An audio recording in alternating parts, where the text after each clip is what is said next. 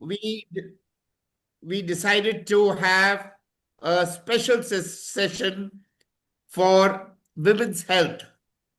So, in the process, we decided that let's give the women something that could be useful for them. Number one, and all electrohomeopathy practitioners, the concept of how our electrohomeopathy medicines can support women exhaustively.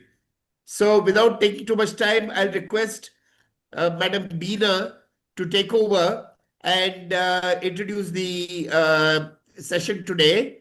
And without losing any more time, allow Dr. Huda to take on and start the session. Beena, please come in.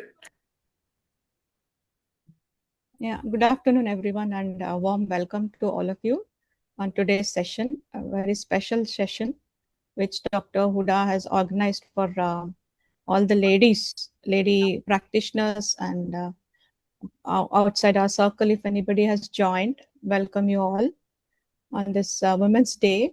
Dr. Rehanul Huda, he's going to talk about the importance of the reproductive health and each and every one of us. It is so important as practitioners to guide each and every young child, a girl child who comes to the clinic, to educate them and bring awareness on how we think about our own selves as a creation which is so different, because giving birth through an egg and giving birth as a mammal, there's a huge difference. So when we look at ourselves, we need basically, I feel there should be a huge shift in how a woman thinks of herself.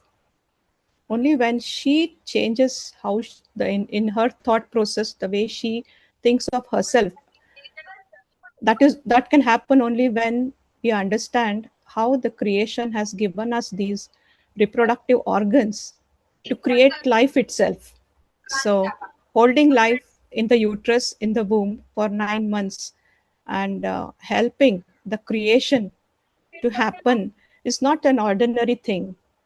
So when a child is entering puberty, if the girl child is educated in a proper way, how these organs are so important, what is the relevance of protecting and caring these organs from our childhood years, is what I think we need to bring awareness and put more thought into, because this is the area which we have all neglected.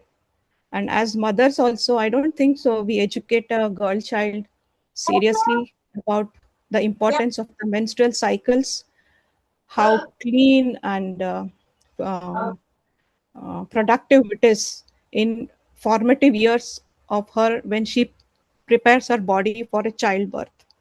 So this is a very important topic, on especially to talk about it on a Women's Day. I feel really respected and honored to be here, and I thank Huda sir for all the uh, respect and importance and efforts he has put behind this holding this session. So with this background, how important the thyroid gland is, why is it called the eye of the uterus, what is the direct connection what a thyroid has with the uterus, that is a very, very, very important knowledge which we are missing to understand. So let us all go deep into this through the help of understanding the 5 elements theory. It will be much easier. It helps as a tool to understand and take us more deeper. So I so much, and I'm happy to be here. We can start, sir. Welcome, Dr. Huda, sir, and we can take over you can take over the session. Yeah, before Dr. Huda comes in, we've got another very interesting person with us who has been in the field of alternative medicine and has been very successful in treatment, earlier positioned at Lucknow and now probably somewhere in Gujarat, Dr. Sachi Tandon. Sachi, I'd like you to say a few words to the whole group and welcome all the women on this special occasion of Women's Day.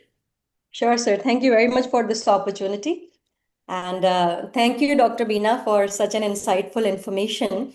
And welcome all the women on board. And not only women, welcome all the men who have been supporting women like anything, which we can see how the scale is rising and how women are progressing in India. And as we all know, women are the foundation of every house, every family, and even entire nation. So if we start educating everybody or on women health from childhood, from adolescence stage to the menopausal state, it is going to be the wonderful time and life for women and for everybody. Thank you so much and enjoy this session a lot. Thank you, Dr. Huda, for taking our request seriously and conducting this session today. Thank you very much. Next in line, I have another wonderful person with us in the group today. A person who has full of life and has learned alternative medicines from various people all over the country and is very closely associated to Nagios, Dr. Arshia Firdaus. Arshia, I'd like you to come in and say a few words on this special occasion. Hello, everybody. Most of the beautiful words have already been told by beautiful women here. Mashallah. So I have few things to say. The first one is, the hand that heals a patient is skilled, but the heart that feels a patient is divine. This is the very beautiful lines. I really loved it. And a woman does not become powerful who wears a crown. A woman does not become powerful when she wears a crown, but she becomes powerful when she wears responsibility and still chooses to be, compassionate. That woman is actually the real queen. So basically, what I would like to tell is, यहाँ पे सारे मतलब male doctors हैं, female doctors. I'm really happy to see you all. What I feel is, doctors female doctors in hospitals उनका रहना ही एक therapy बन जाता है for the patients, in a hospital. It creates a positive aura, it creates a compassionate environment. Female doctors in nowadays बहुत बहुत जरूरी है. Most of the females should come into this field. I'm really happy to see all of you here. So many females in this field. I feel that energetic by just looking at you people here. I'm sorry, I don't mean कि male को देख के वो नहीं होता है, but yes, females इस field में होना, it creates a complete, लोग वो बोलते हैं, बहुत सारे लोग बोलते हैं कि आपका बात करना तो दूर की बात, आपका मेडिसिन प्रिस्क्राइब करना तो दूर की बात, आपका यहाँ पे रहना ही एक हमारे लिए थेरेपी है. I've heard these lines, so I thought I would share this here. Then sometimes I have learned this also. The most powerful medicines is not written on the prescription. The most powerful medicines is not written on the prescription pad. It is spoken through kind words, patience, and understanding. I feel most जब females or males जब इस field में आते हैं, when the people come and when they try to communicate with the doctors, I feel most of the patients feel comfortable with the women doctors. इस field में हमारा होना बहुत जरूरी है. इट्स नॉट लाइक जब होता है अभी जैसे मेल डॉक्टर्स होते हैं, ठीक है आपको ठीक हो जाएगा, आप बहुत अच्छे हो जाएंगे, यही बात अगर हम फीमेल्स बोलें, don't worry you will be okay, ये जमीन आसमान का फर्क हो जाता है. यहाँ पे पेशेंट को ज्यादा भरोसा फीमेल डॉक्टर्स पे हो जाता है जब फीमेल डॉक्टर बोलती है कि yes you will be okay, more then male doctor telling this. Line तो सेम होती है बट फर्क बहुत हो जाता है. एंड इस फील्ड में ना विमेन्स मेल्स बहुत सारे लॉजिक लगाते हैं, बहुत सारे चाहे वो जितना भी वो अपना एनर्जी डालें, but when women come, I don't know, I may be correlating my self, यहाँ पे वो होता है, यहाँ पे कंपैशन आ जाता है, एनर्जी आ जाती है, हार्टफुलनेस आ जाता है, सोलफुलनेस आ जाता है, इमोशंस आ जाते हैं. All these things make us very special. Being women in this field, we can easily understand the opposite person's emotions, their pain what they are going through, the hope what they are hiding, एक उनको एक hope होता है जो वो हमारे पर relay करके आते हैं. I am really thankful that God has chosen us in this field. We hope that going further, we save बहुत लोगों की हम लाइफ सेव करने में एक रास्ता बने, लाइफ नर्चर करने का एक रूट कॉज बने, जैसा we go for the root cause. So basically, I hope I'm not, boring you people with my words. So thank you so much for all your time. Sir, एक इतना तो बोलना चाहती हूँ मैं, एक line. Rehan sir was always, always, always there for me. Since 10 years, I'm connected with him. I really thank him from the bottom of my heart. सुबह शाम दोपहर रात ऐसा कोई टाइम नहीं है जब मैंने उनको डिस्टर्ब नहीं करा है. कभी कभी 12 बजे भी, 1 बजे भी, I used to call him and he used to respond me with the same tone, with the same caring effort, like जो भी है कुछ है या जो भी है. And thank you so much, sir, and all the group. Take care, all the best. Thank you. Thank you. Okay, thank you everybody. Although we have some really wonderful women practitioners even on board this session today, I think let's just cut that introduction short. And Dr. Huda, let's make the best of your time available so that the whole group benefits from this session. Welcome, Dr. Huda. Please take on. Thank you. Thank you, Gurdev Gopal sir. Thank you, Dr. Bina, Dr. Sachi, Dr. Arshia, and all of you.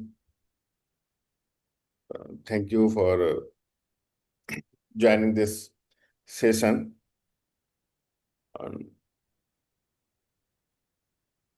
The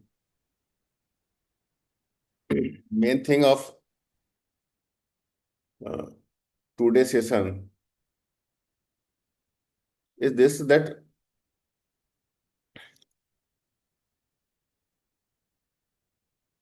today we want to focus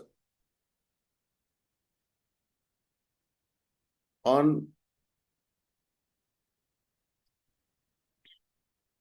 females' reproductive organs, and normally we think about the female reproductive organ in a different way, but according to electrohomeopathy and according to the energy system, according to the old force, okay, we should think in a different way.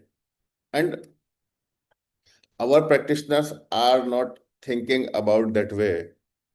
And I want to focus their view on electrohomeopathic way.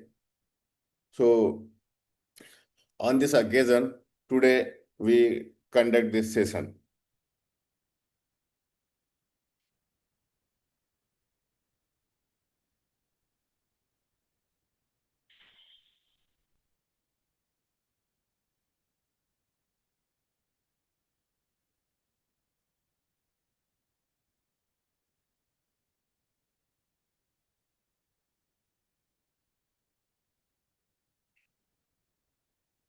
So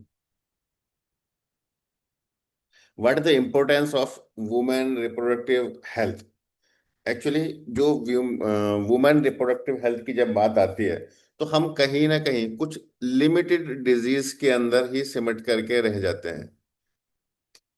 हम सिर्फ कुछ बीमारियों के बारे में ही सोचते हैं कि कहीं पर अगर मान लीजिएगा यूट्रस की बात आ रही है या फिर हमारा ओवरीज की बात आ रही है तो फिर हम लोग ovarian cyst, uterine fibroid, endometrium thickness, white discharge, irregular मेंस्ट्रुएशंस, बस यहीं तक ही हम क्या करते हैं, उसको लिमिट अपनी बना लेते हैं कि हाँ ठीक है, ये सारी कुछ बीमारियां हैं जो कि रिप्रोडक्टिव ऑर्गन से होने वाली हैं और उन्हीं का ही हम ट्रीटमेंट करते हैं.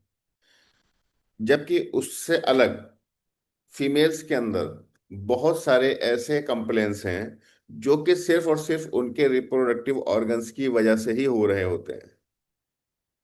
और हम जब वो उन बीमारियों को लेकर के हमारे पास आते हैं तो हम उसकी अलग अलग दवाइयाँ उनको देते रहते हैं, लेकिन कभी भी हम उनको कोई भी रिप्रोडक्टिव ऑर्गन से रिलेटेड कंसिडर करके उसके लिए किसी भी मेडिसिन की तरफ को जाने के बारे में नहीं सोचते हैं। जबकि अगर कोई भी फीमेल आपके पास आती है तो सबसे पहले आपको उनके रिप्रोडक्टिव ऑर्गन्स के बारे में समझना बहुत ज्यादा जरूरी है। हो सकता है कि वो जिस भी बीमारी को लेकर के आई हो, वो उस बीमारी का कॉज उनके कोई रिप्रोडक्टिव ऑर्गन ही हो। तो अभी डॉक्टर कदीरा जी ने भी ज्वाइन किया है, तो थैंक यू, वेलकम डॉक्टर कदीरा।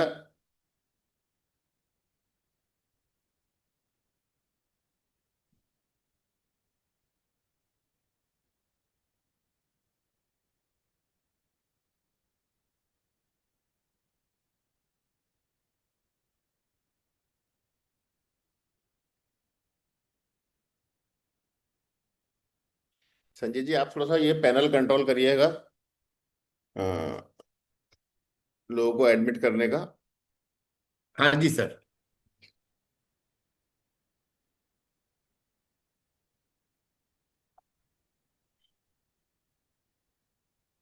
अगर हम लोग यूट्रस ओवरी एक्सिस के ऊपर बात करें, तो यूट्रस ओवरी एक्सिस को हम लोग नॉर्मली बस यही एक्सप्लेन करते हैं कि जो हमारा यूट्रस और ओवरी है, वो जो उसके कुछ लिमिटेड फंक्शंस है वो ही कर रहा है। जबकि अगर आप यूट्रस एंड ओवरी के फंक्शन एक्सिस को देखेंगे, ठीक है, सो ये स्टार्ट हो रहा है हमारे हाइपोथैलेमस से, वहां से हार्मोन्स रिलीज हो रहे हैं, देन उससे सिग्नल पा करके पिट्यूटरी ग्लैंड्स जो है वो उसके ऊपर हार्मोन रिलीज कर रहे हैं, देन ओवरी जो है वो हार्मोन रिलीज कर रहे हैं, और उसके बाद में जो है वो जो भी एक्शंस हैं वो हो रहे हैं यूट्रस के अंदर। मेंबर्स को एंट्री देने का काम आप कर रहे हो ना? ठीक है। को होस्ट आप हो, एंट्री आपने देना है। Okay sir, right.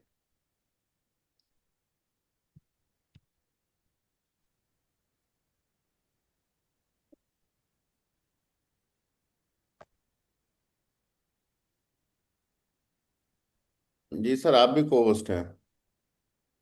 Right sir. Okay, check. तो यूट्रस के अगर हम लोग एंड ओवरीज के फंक्शंस की बात करें, तो क्या है, यूट्रस एक हॉलो ऑर्गन है हमारा, जो कि फीमेल पेल्विस के अंदर सिचुएटेड है। और यूट्रस क्या कर रहा है कि हमारा मेंसेस को रेगुलेट कर रहा है, एंड प्रेगनेंसी में काम करता है, और बच्चे के लिए वो एक घर है, ठीक है। प्लस चाइल्ड बर्थ में वो डायलेट होकर के और वहां पर डिलीवरी कराता है, ठीक है। एंड ओवरीज क्या कर रहे हैं, जो यूटेराइन फंक्शंस हैं उसको रेगुलेट कर रहे हैं हार्मोन्स के माध्यम से, एस्ट्रोजन एंड प्रोजेस्टेरोन के माध्यम से। तो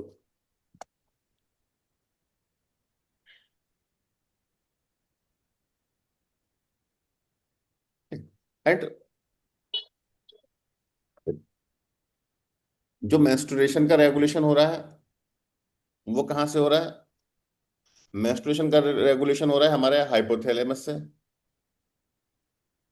उसके बाद में हाइपोथैलेमस क्या कर रहा है, हार्मोन्स रिलीज कर रहा है, देन उन हार्मोन से सिग्नल लेकर के हमारा जो पिट्यूटरी ग्लैंड है वो एफएसएच एंड एलएच हार्मोन जो है आगे रिलीज कर रहा है, देन वहां से सिग्नल लेकर के हमारी जो ओवरी है वो एस्ट्रोजन और प्रोजेस्टेरोन जो है हार्मोन बना रही है। तो अगर हम लोग हार्मोन की बात देखें तो हार्मोन का काम क्या है? हार्मोन का काम है सिग्नल देना। जब हार्मोन से सिग्नल मिलता है तो फिर हमारा ऑर्गन जो है वो वर्क स्टार्ट करता है।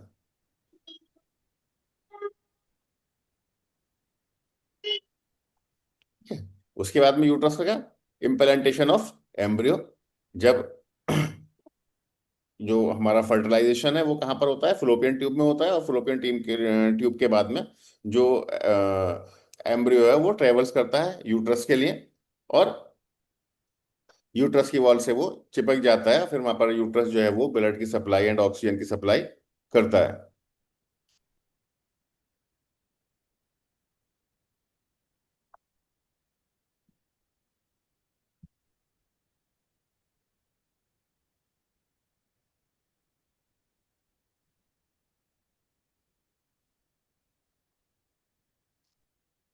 ठीक है? तो फीटस के डेवलपमेंट में यूट्रस का काम रहता है कि वो वहां पर प्रॉपर वे में ब्लड की सप्लाई दे और ऑक्सीजन की supply they and other nutrients जो है वो उसको प्लेसेंटा के माध्यम से फीटस को वो अवेलेबल कराता है, फीटस का डेवलपमेंट कराता है। ये हमारा ओवरी एंड यूट्रस का फंक्शन है। अगर हम नॉर्मली इसको देखेंगे तो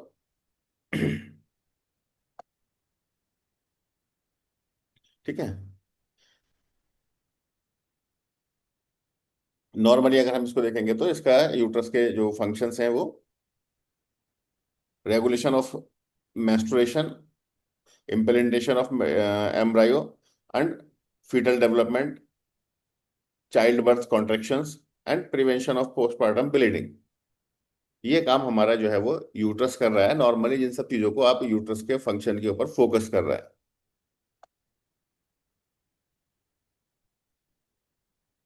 लेकिन अगर आप यूट्रस को इलेक्ट्रोहोम्योपैथी और 5 एलिमेंट के कॉन्सेप्ट से देखेंगे तब आप एक यूट्रस को लेकर के आपके माइंड में एक डिफरेंट टाइप की एक इमेज क्रिएट होगी, और यूट्रस की जो प्रॉब्लम्स हैं उसको आपकी समझ में एक अलग एंगल से उन प्रॉब्लम्स को आप समझेंगे, और फिर एक अलग एंगल से ही आप उनकी मेडिसिन को जो है वो सिलेक्ट करेंगे। ठीक है? सो यूट्रस एक ऐसा ऑर्गन है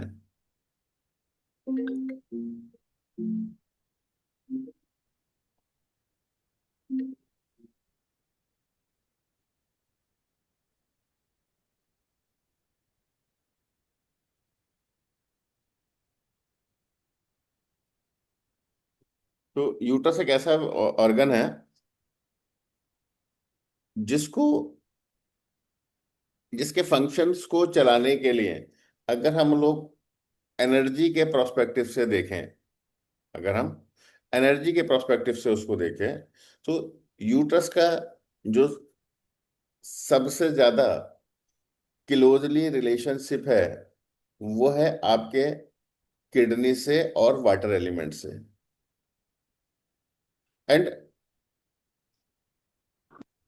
सेकेंडली यूट्रस का जो कनेक्शन है वो है आपके वुड एलिमेंट से। एंड थर्ड कनेक्शन है आपका यूट्रस का आपके फायर एलिमेंट से। फोर्थ कनेक्शन है आपके यूट्रस का अर्थ एलिमेंट से, यानी कि आपके स्प्लीन से।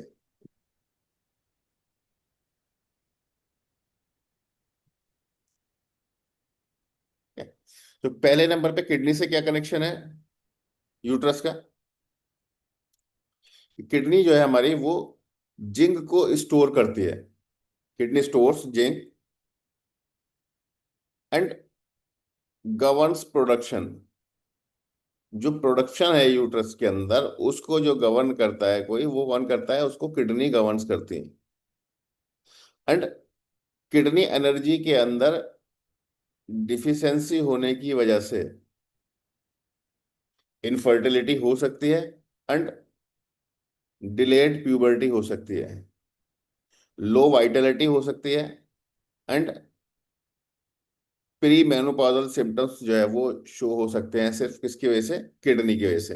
तो किडनी क्या कर रही है यूट्रस के लिए कि उसको जिंक एसेंस प्रोवाइड करा रही है, वाइटलिटी प्रोवाइड करा रही है, ठीक है, किडनी हमारी।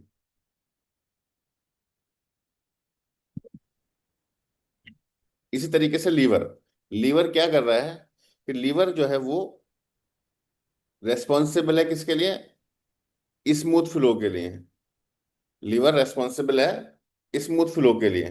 सो जो हमारा फ्लो है मेंस्ट्रुअल साइकिल्स के अंदर, जो हमारा फ्लो है, उस फ्लो के लिए हमारा लीवर रेस्पॉन्सिबल है। और अगर हमारा लीवर डिस्टर्ब है, अगर हमारा लीवर डिस्टर्ब है, तो फिर उसकी वजह से हमारा ब्रेस्ट में tenderness, irritability, PMS, painful menstruation, amenorrhea, dysmenorrhea, ये सारे इश्यूज हो सकते हैं किसकी वजह से, लीवर की वजह से।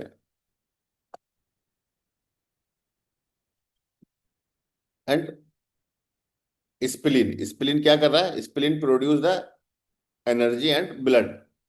सो अगर स्प्लीन के अंदर डिफिशियंसी है, तो उसकी वजह से क्या हो सकता है, पेशेंट को फटीग हो सकती है, हैवी ब्लीडिंग हो सकती है, एंड पुअर नरिशमेंट हो सकता है रिप्रोडक्टिव ऑर्गन्स का।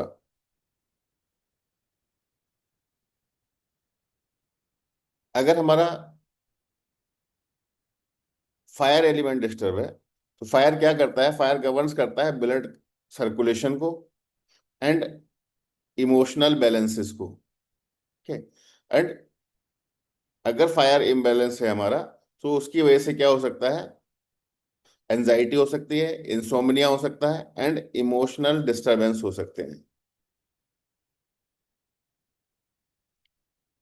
सो अभी हम दोबारा से फिर यहीं इसी स्लाइड के ऊपर आते हैं। तो इस यूट्रस के फंक्शन को मेंटेन रखने के लिए आपका यूट्राइन, आपके मेंस्ट्रुएशन फ्लो के लिए, या फिर आपका यूट्राइन फाइब्राइड है, ओवेरियन ओवेरियन सिस्ट हैं, या कोई अदर टाइप के डिस्चार्ज हैं, ठीक है, इसको जो मेंटेन कर रहे हैं, वो मेंटेन कर रहे हैं कौन, आपका किडनी, आपका स्प्लीन और आपका हार्ट। अगर आपका लीवर डिस्टर्ब है, तो जो मेंस्ट्रुअल साइकिल है उसके अंदर डिस्टरबेंस आ रहा है। अगर हार्ट प्रॉपर वे में ब्लड का सर्कुलेशन नहीं कर रहा है, तो उसका इम्पैक्ट जो है वो सीधा आपके यूट्रस के ऊपर पड़ रहा है। तो सबसे पहले तो एक नॉर्मल पैथोलॉजी जो है, जो कि हेल्दी कंडीशन के अंदर है, वो क्या है कि किडनी जो है वो आपके लीवर को वाइटलिटी दे रहा है, सॉरी, किडनी आपके यूट्रस को वाइटलिटी दे रहा है, एंड लीवर उसको एक स्मूथ फ्लो दे रहा है, हार्ट उसके अंदर एक सर्कुलेशन दे रहा है, एंड अर्थ आपका स्प्लीन जो है वो उसको ब्लड एंड एनर्जी दे रहा है। It is a natural system. लेकिन जब भी कभी आपके यूट्रस के अंदर कोई भी यूटराइन डिस्टरबेंस आएंगे, तो उसका जो रिवर्स इफेक्ट है वो आपके ऑर्गन्स के ऊपर पड़ेगा। यानी कि अगर आपका यूट्रस डिस्टर्ब है, तो उसका इफेक्ट आपके लीवर के ऊपर भी जा सकता है, उसका इफेक्ट आपके किडनी के ऊपर भी जा सकता है, उसका इफेक्ट आपके फायर के ऊपर भी जा सकता है।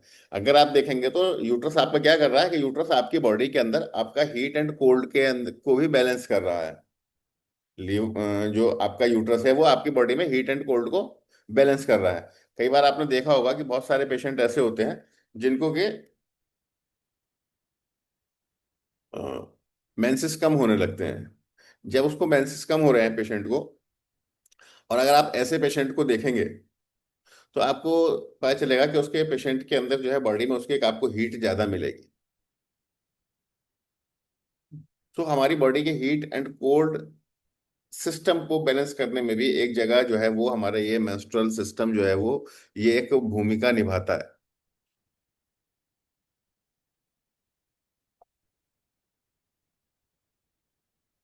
ठीक है। सो अब अगर हमारा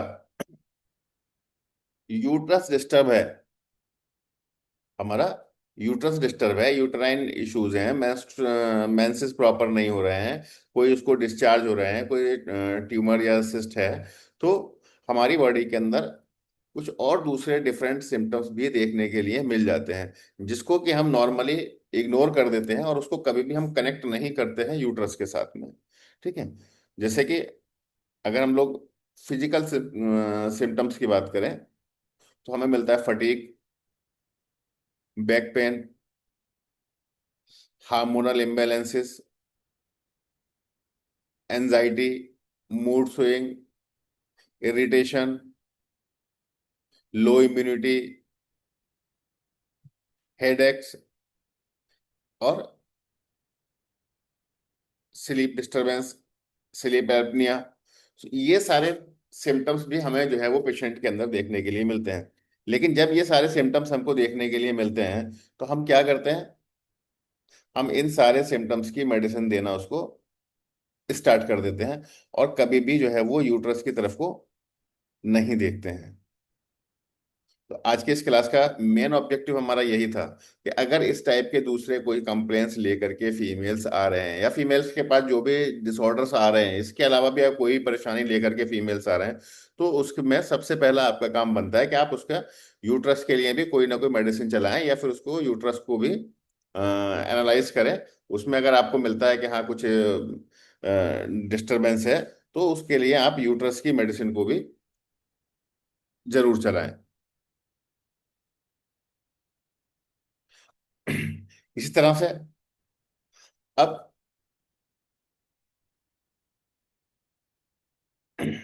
मान लीजिएगा कि आपका यूट्रस डिस्टर्ब चल रहा है। जब यूट्रस डिस्टर्ब आपका चलेगा तो यूट्रस क्या कर रहा है, आपकी बॉडी की हीट एंड कोल्डनेस को कंट्रोल कर रहा है। यूट्रस के डिस्टरबेंस का रिवर्स एक्शन आपके कहाँ हो सकता है, आपके लीवर के ऊपर हो सकता है, आपके किडनी के ऊपर हो सकता है, आपका फायर पे हो सकता है, आपके अर्थ एलिमेंट के ऊपर उसका जो है वो रिवर्स रिएक्शन हो सकता है।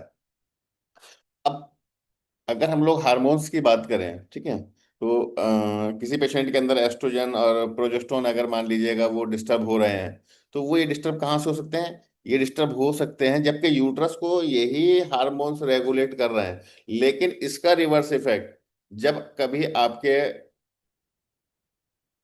वाटर एलिमेंट पे जाता है, आपकी किडनी पे जाता है, आपके लीवर पे जाता है, आपके हार्ट पे जाता है या आपके स्प्लीन पे जाता है, तो इसमें से अगर किसी का भी फंक्शन डिस्टर्ब होता है, आपका लीवर का फंक्शन डिस्टर्ब होता है या आपकी किडनी का फंक्शन डिस्टर्ब होता है, क्योंकि अगर हम देखें तो किडनी हमारी जो है वो ब्रेन के साथ में ज्यादा कनेक्टेड है, as per the this 5 element theory, या फिर जो हमारा एनर्जी का जो कॉन्सेप्ट है उसके अकॉर्डिंग हम देखें तो ब्रेन क्या है वो हमारे किडनी के साथ में कनेक्टेड है, वाटर एलिमेंट के साथ में कनेक्टेड है। तो जैसे ही हमारा किडनी के फंक्शन डिस्टर्ब होंगे, हाइपर या हाइपो होंगे, तो सबसे पहले उसका क्या पड़ेगा, इम्पैक्ट किसके ऊपर जाकर के पड़ेगा, हाइपोथैलेमस पे जाकर उसका इम्पैक्ट पड़ेगा। जब हाइपोथैलेमस पे जाकर के इम्पैक्ट पड़ेगा तो हाइपोथैलेमस जो जीएनआरएच रिलीज कर रहा था, तो वो जीएनआरएच रिलीज करना कम या ज्यादा हो सकता है। और जब जीएनआरएच कम या ज्यादा होगा तो क्या होगा, उसकी वजह से फिर जो आपके पिट्यूटरी ग्लैंड है वो एफएसएच और एलएच हार्मोन्स को कम या ज्यादा रिलीज कर सकता है। और उसका फिर इम्पैक्ट कहाँ आएगा, उसका इम्पैक्ट आपके एस्ट्रोजन और प्रोजेस्टेरोन के ऊपर आ सकता है। सो अगर किसी पेशेंट के एस्ट्रोजन और प्रोजेस्टेरोन हार्मोन डिस्टर्ब हैं, तो वहां पर आपको किस चीज के ऊपर काम करना चाहिए, वहां पर आपको देखना चाहिए कि इस पेशेंट का किडनी एनर्जी तो डिस्टर्ब नहीं है। जब हम उसकी किडनी एनर्जी के ऊपर काम करेंगे तो उसके ये हार्मोन जो है वो ऑटोमेटिकली बैलेंस हो जाएंगे। इसी तरह से अगर हम लोग थायराइड की भी बात करें, फीमेल्स के अंदर आजकल थायराइड बहुत ज्यादा देखने के लिए आपको मिल रहा है। और स्पेशली जिन पेशेंट्स की हिस्टेक्टोमी हो चुकी है उनको तो काफी हद तक जो है वो थायराइड देखने के लिए मिलता है। ठीक है। तो जो थायराइड है हमारा, वो थायराइड कैसे हो रहा है? थायराइड भी ऐसे ही हो रहा है कि हमारा जो वुड एलिमेंट है और वाटर एलिमेंट, ये दोनों एलिमेंट जब यूट्रस की वजह से डिस्टर्ब हो रहे हैं, यूट्रस की वजह से भी डिस्टर्ब होते हैं, तो उस कंडीशन में हमारा जो हाइपोथैलेमस है उसका फंक्शन डिस्टर्ब हो जाता है, सिग्नल डिस्टर्ब हो जाते हैं। और थायराइड के लिए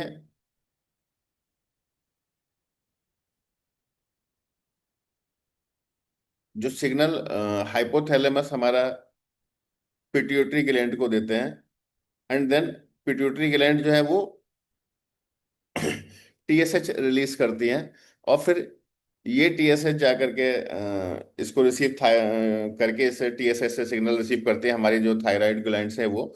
एंड वो थायराइड ग्लैंड क्या करती हैं आगे, फिर T4 को रिलीज करती हैं, और फिर उस T4 को रिलीज करने के बाद में उस T4 को T3 के अंदर कन्वर्ट किया जाता है, क्योंकि हमारे लिए जो यूजेबल है वो क्या है? T3। तो T3 को कन्वर्ट कौन करता है? T4 से T3 को कन्वर्ट करता है हमारा वुड एलिमेंट, यानी कि हमारा लीवर। तो जब हमारा यूट्रस डिस्टर्ब होता है, तो इस यूट्रस का जो रिवर्स इफेक्ट है वो हमारे बॉडी के एनवायरनमेंट के ऊपर पड़ता है। अगर हम लोग एनवायरमेंटल फैक्टर के अकॉर्डिंग देखें तो जो हमारे 5 एलिमेंट है और हमारी बॉडी के अंदर जो 5 एनवायरनमेंट है, ठीक है, तो जब हमारी बॉडी के अंदर कोल्डनेस बढ़ जाती है या फिर बॉडी के अंदर हीट बढ़ जाती है, या फिर ये कहें कि हीट एंड कोल्ड के बीच में एक इम्बैलेंस हो जाता है, तो उसका इफेक्ट हमारे थैले हाइपोथैलेमस के ऊपर पड़ता है, और उसकी वजह से हमारे हार्मोन जो है वो इम्बैलेंस हो सकते हैं। तो इसलिए जब भी हमारे पास कोई भी पेशेंट ओवेरियन इश्यूज लेकर के आते हैं या फिर यूटेराइन इश्यूज लेकर के आते हैं, तो जरूरी है कि हम उनको एक होलिस्टिक अप्रोच करें, पूरी तरह से हम उन पेशेंट्स को समझें, कोई भी जल्दबाजी में कोई भी सिम्टोमेटिक ट्रीटमेंट एकदम से आप उनको न दें। हम लोग फार्मूलेबाजी से बचें कि भाई हाँ ठीक है, मुझको ये फार्मूला बताया तो बस मैं इस फार्मूले के ऊपर ये वाली मेडिसिन यूज करता आ रहा हूँ, क्यों करता आ रहा हूँ वो भी मुझको नहीं पता है। सो ऐसी कंडीशन के अंदर हमें जरूरी है कि हम चीजों को समझें, एक होलिस्टिक अप्रोच के ऊपर हम लोग जाएं। तो सबसे पहले हम पेशेंट का जब एनालाइज करें तो उसका सारे ऑर्गन्स की एनर्जी को हम लोग देखें और चेक करें कि इसके किडनी एनर्जी कैसी है। अगर पेशेंट की किडनी एनर्जी डिस्टर्ब है, तो किडनी एनर्जी के लिए जो मेडिसिन हैं इलेक्ट्रोमियोपैथी में, जैसे हमारे S6 है, S2 है, वेनेरियो 1 है, इस टाइप की मेडिसिन का हम लोग यूज करें अगर हमको कोई भी डिस्टरबेंस यूट्रस के अंदर लगता है जो कि किडनी एनर्जी की वजह से है। और मैंने अभी आपको बताया था कि किडनी जो है वो स्पेशली वाइटलिटी के अंदर वर्क करती है, यूट्रस को एनर्जी देने के लिए वर्क करती है, और रिप्रोडक्शन में हेल्प करती है। तो जब रिप्रोडक्शन के कुछ ऐसे केसेस हमारे पास आते हैं या तो हम ऐसी कंडीशन के अंदर जो है वो किडनी की मेडिसिन वहां पर उसको पेशेंट को चला सकते हैं। इसी तरह से अगर हमको यूट्रस के अंदर ब्लड डिफिशियंसी मिलती है, तो हम वहां पे क्या कर सकते हैं? वहां पर हम लोग ब्लड डिफिशियंसी के लिए एनजीओटेको 3 मेडिसिन का यूज कर सकते हैं। अगर आप क्रॉस को देखेंगे तो क्रॉस ने फीमेल्स के अंदर A3 की बहुत ज्यादा सिफारिश की है। बहुत सारी बुक्स के अंदर क्रॉस ने कहा है कि फीमेल्स के अंदर जो है वो फीमेल्स के लिए एनजीओटेको 3 को चलाया जाए।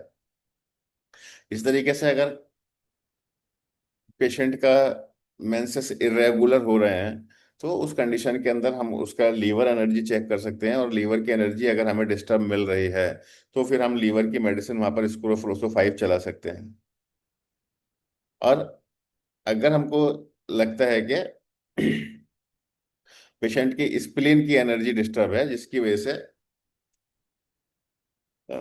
पेशेंट को डिस्मेनोरिया या एमिनोरिया जैसी परेशानी हो रही है, तो वहां पर हम लोग जो है वो स्प्लीन की मेडिसिन चला सकते हैं, फेब्रिफ्यूगो 1 चला सकते हैं।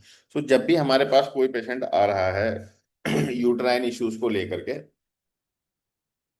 तब हम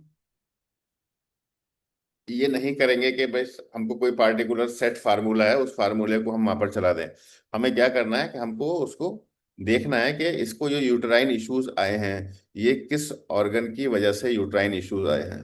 सो यूट्राइन इश्यूज आ सकते हैं हमारे किडनी की वजह से, यूट्राइन इश्यूज आ सकते हैं हमारे लीवर की वजह से, यूट्राइन इश्यूज आ सकते हैं हमारे हार्ट की वजह से, और यूट्राइन इश्यूज आ सकते हैं हमारे स्प्लीन की वजह से। तो जब भी कोई फीमेल्स आपके पास आते हैं और कोई भी यूट्राइन इश्यूज होता है, तब आपको इन ऑर्गन्स को पहले कंसिडर करना चाहिए। इन ऑर्गन्स की एनर्जी को आपको देखना चाहिए कि इसमें से किस ऑर्गन की एनर्जी डिस्टर्ब है, और बस आप उस पार्टिकुलर ऑर्गन की मेडिसिन ही उसको दीजिएगा। क्योंकि बहुत सारे ऐसे लोगों के फोन्स आते हैं या उनका तर्क रहता है कि साहब मेरे पास जो पेशेंट आते हैं मेंस्ट्रुअल डिस्टरबेंस के पेशेंट आते हैं, तो मैं उनके अंदर जो है वो S2 चलाता हूँ। और फिर वो बोलते हैं कि सारे पेशेंट के अंदर ही हम लोग S2 चलाते हैं, लेकिन कुछ पेशेंट को उस S2 से रिजल्ट आता है और कुछ को उस S2 से रिजल्ट नहीं आता है, और मेडिसिन भी हमारे पास वो सेम ही है। सो उसका जो कॉज है कि कुछ पेशेंट्स को रिजल्ट आता है और कुछ पेशेंट को रिजल्ट नहीं आ रहे हैं, उसका कॉज क्या है? उसका कॉज यही है कि हम ऑर्गन को कनेक्ट नहीं कर रहे हैं यूट्रस के साथ में। सो यूट्रस के साथ में उसके को यूट्रस को हेल्प करने वाले जो ऑर्गन हैं, जो यूट्रस को नरिश कर रहे हैं, उन ऑर्गन्स को हम अगर कंसिडर करेंगे और उसकी हम लोग मेडिसिन चलाएंगे, तो हम यूट्राइन इश्यूज को जल्दी ठीक कर सकते हैं। सेकेंड थिंग, जैसा कि आज का हमारा ये टॉपिक था, कि अगर यूट्राइन इश्यूज के अलावा अदर इश्यूज भी फीमेल्स लेकर के आते हैं, तब भी हम सबसे पहले उनका रिप्रोडक्टिव ऑर्गन्स का हेल्थ जरूर चेक करें कि उनका ओवरी का हेल्थ क्या है और उनका यूट्रस का हेल्थ क्या है।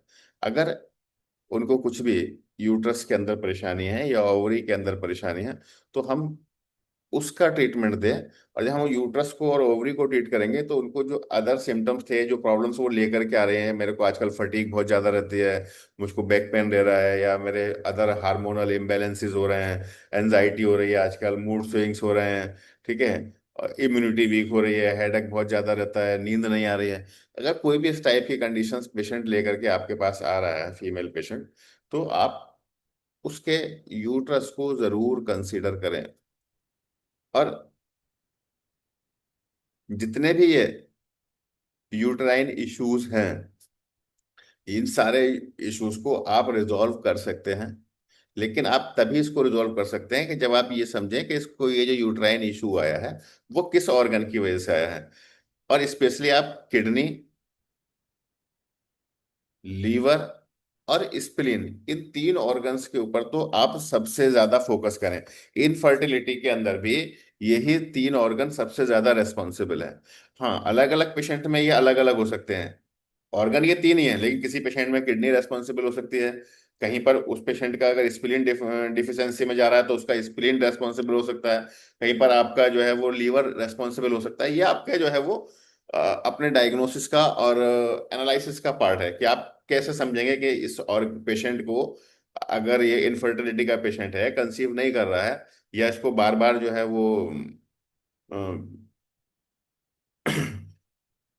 तो ऐसी कंडीशन के अंदर अब आपको, आप ये नहीं कह सकते कि भाई सर ने कहा था कि ये जो है वो लीवर से रिलेटेड है, तो हम सारे पेशेंट्स को लीवर की ही एक मेडिसिन चलाना चालू कर देंगे। ठीक है। हाँ, अलग अलग पेशेंट के अंदर अलग अलग कंडीशंस हो सकती है। और स्पेशली अब जब हम इलेक्ट्रोमियोपैथी के अंदर जब देखेंगे आगे, तो हमें क्या है, हमें उसका पेशेंट का टेम्परामेंट भी देखना पड़ेगा। अगर आप सेंग्यून टेम्परामेंट के पेशेंट और लिम्फेटिक टेम्परामेंट के पेशेंट, दोनों पेशेंट्स को देखें, आपके पास जितने ही पेशेंट आते हैं जो यूट्राइन इश्यूज को लेकर के, जितने भी आपका पेशेंट आते हैं, अगर आप उनका एक डेटा बना लें और उस डेटा में आप देखिए,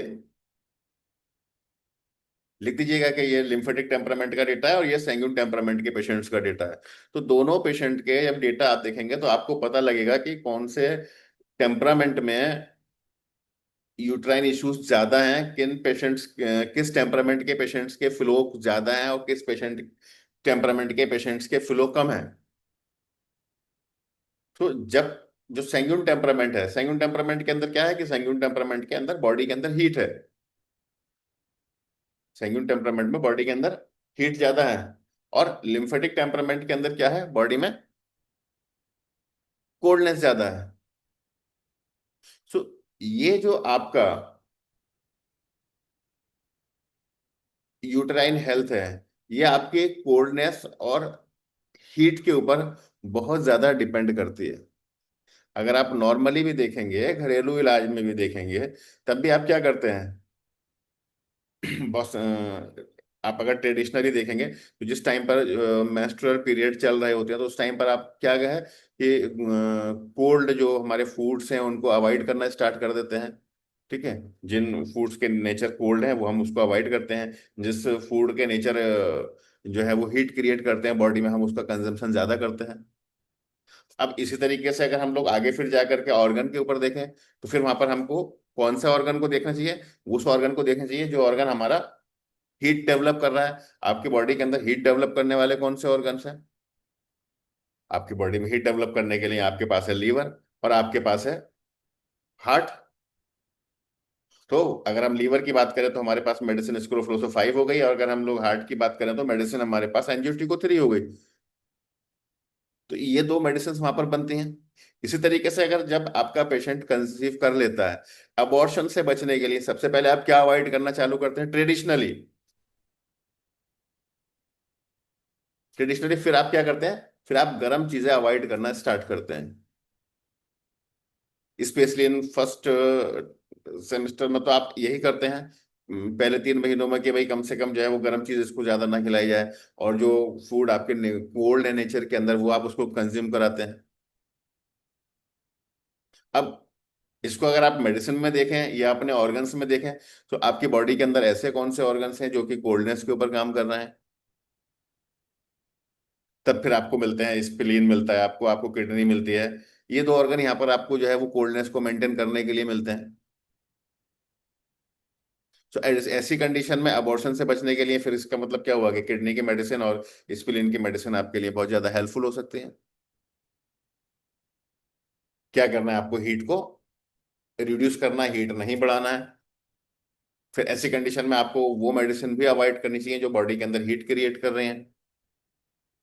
उन ऑर्गन्स के ऊपर आपको काम नहीं करना चाहिए जो बॉडी के अंदर हीट क्रिएट कर रहे हैं। तो हम, तो ये जो यूटराइन हेल्थ है पूरी, अगर आप इसको देखेंगे तो ये कोल्ड और हीट के ऊपर बहुत ज्यादा डिपेंड करती है। जितने भी लिम्फेटिक टेम्परामेंट के पेशेंट हैं उनको स्कैंटी मेंसेस मिलते हैं, उनको फ्लो उनको कम मिलता है। जितने भी सैंग्यून टेम्परामेंट के पेशेंट हैं उनको फ्लो ज्यादा मिलता है, बॉडी में उनकी ओबियसली हीट ज्यादा है। सो यूट्राइन हेल्थ हमारी हीट एंड कोल्ड के ऊपर डिपेंड कर रही है। तो हमको हीट एंड कोल्ड को भी जो है वो बैलेंस करना है, चीजों को समझना है कि हमें किस ऑर्गन्स के ऊपर काम करना है और कौन से ऑर्गन्स पे काम नहीं करना है। और स्पेशली जो हमारा ये ट्रेंड है फार्मूलाबाजी, उसको नहीं करना है। क्योंकि हर पेशेंट की एक अलग कस्टमाइज मेडिसिन है, हर पेशेंट का अलग टेम्परामेंट है। हर पेशेंट के अंदर किसी भी डिजीज के पीछे अदर कॉज हो सकते हैं। जब कॉज अलग हो सकते हैं, एलिमेंट एक अलग डिस्टर्ब हो सकता है, ऑर्गन अलग डिस्टर्ब हो सकता है, तो किसी भी डिजीज के लिए आप सेम मेडिसिन कैसे डिसाइड कर सकते हो इलेक्ट्रोहोम्योपैथी के अंदर? जब आप सेम मेडिसिन डिसाइड नहीं कर सकते तो फिर आपको जो है वो कोई भी सेम फार्मूला आप सबके ऊपर अप्लाई नहीं कर सकते। इसलिए हमें जो है वो इस फॉर्मुलेशन वाली चीजों से थोड़ा सा अवॉइड करना चाहिए, और कॉन्सेप्ट को समझ करके उसके अकॉर्डिंगली हम मेडिसिन का सिलेक्शन करें।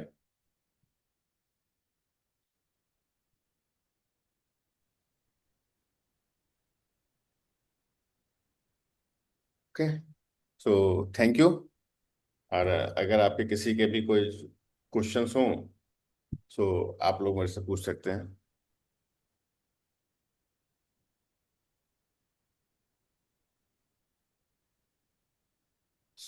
बोर्ड खुला है सभी के लिए, कोई भी किसी के क्वेश्चंस हो तो आप लोग उसको पूछ सकते हैं।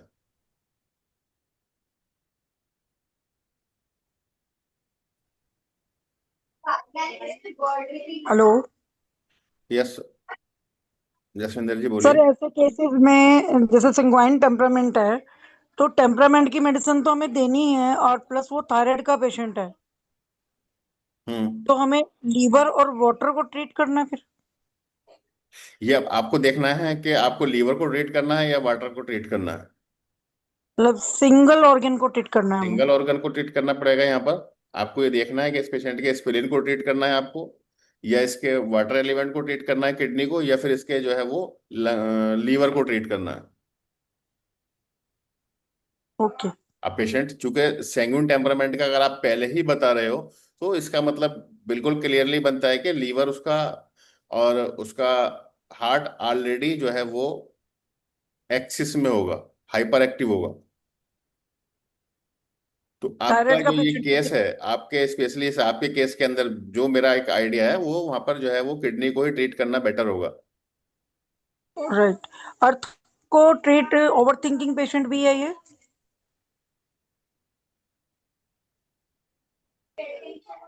हेलो। हाँ हाँ, सुन रहा हूँ मैं। तो आप जो है सिर्फ इसके किडनी को ट्रीट कर सकते हैं।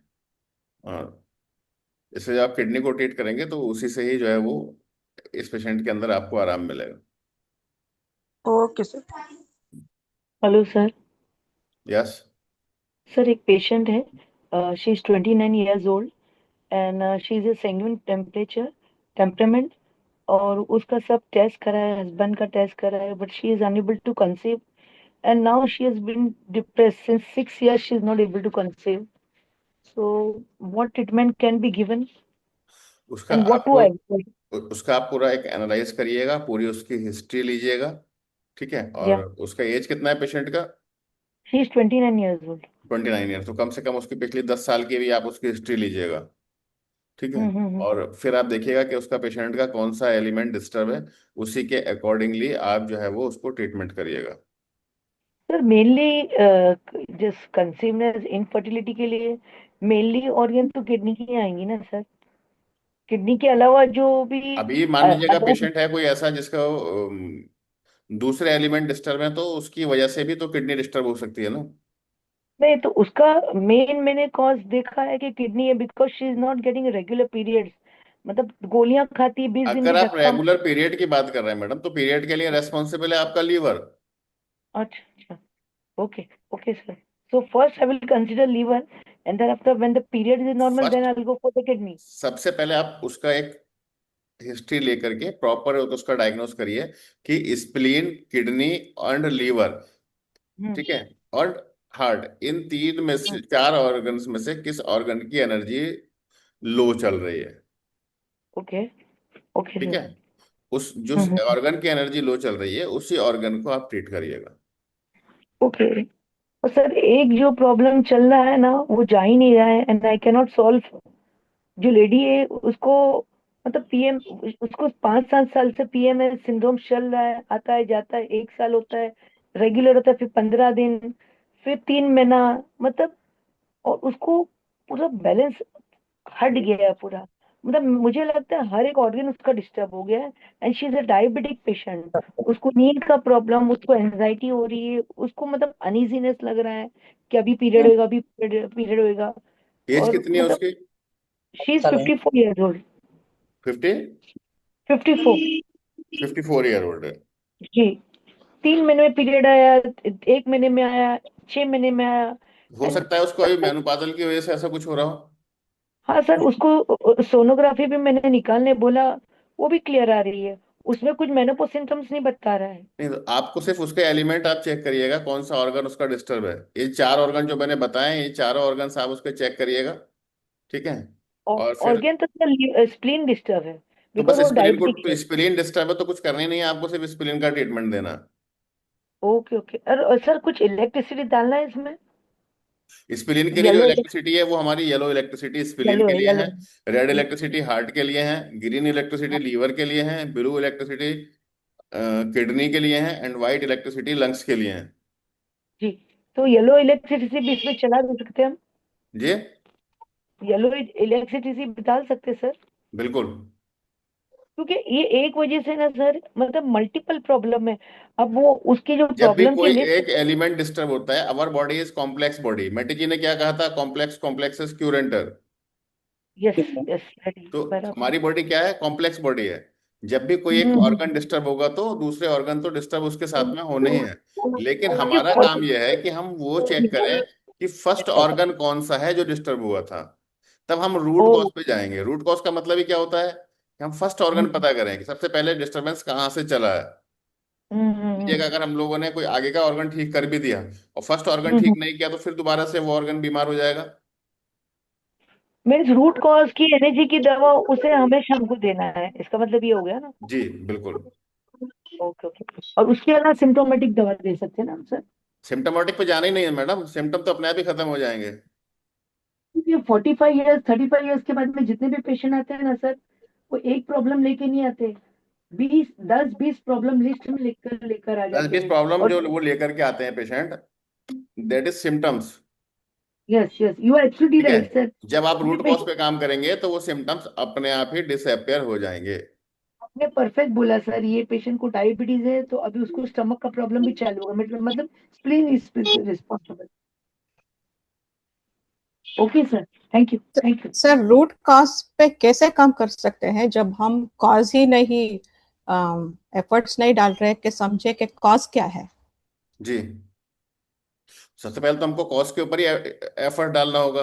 अभी आज के इस सेशन में हमने सबसे पहले यही बताया कि जो यूटेराइन डिस्टरबेंस है उसके कॉज क्या क्या हो सकते हैं, कौन कौन से ऑर्गन के साथ में वो रिलेशन में है। अभी जैसे मान लीजिएगा किसी को इरेगुलर मेंसेस हो रहे हैं, या ज्यादा उसको मेंसेस हो रहा है, या कम मेंसेस हो रहा है, तो क्या हो रहा है कि जैसे ही पूछा सर एक पेशेंट है मेरे पास, उसको मेंसेस कम आ रहा है, मैंने तुरंत एक कोई उसको मेडिसिन बता दिया कि XYZ मेडिसिन उसको दे दो। ठीक है। या मेंसेस तो ज्यादा आ हमारा रहे हैं। Medicine fully it is based on the hardware, no sir? Yes, medicine is based it on the is hardware, and all these symptoms are result of the disturbance in this hardware. then how can you expect any kind of disturbance in a pristine age of 20, 22? Any kind of Child has, any kind of disturbance in the body is it because of the cannot be, sir. hyperactive or hypoactive conditions of the organs. Organs may be hyperactive or hypo, but they are Yes. not chronically affected in a 20, 22-year-old child's body. They are still so pristine. तो directly हम कैसे organ के ऊपर काम कर सकते हैं when the issue is in software? तो इधर हमें I think we need to जो जो go more deeper here. Software के अंदर जो इशू है वो भी हमारा ऑर्गन्स की वजह से ही है। अगर आप इनका घर सॉफ्टवेयर के ऊपर एक मिनट के लिए आप सोचे कि जो हमारे जो हार्मोन्स हैं जो कि हमारे बॉडी को के फंक्शंस के लिए क्या कर रहे हैं, जो सिग्नल पहुंचा रहे हैं, okay, you can consider it as a software. ठीक है।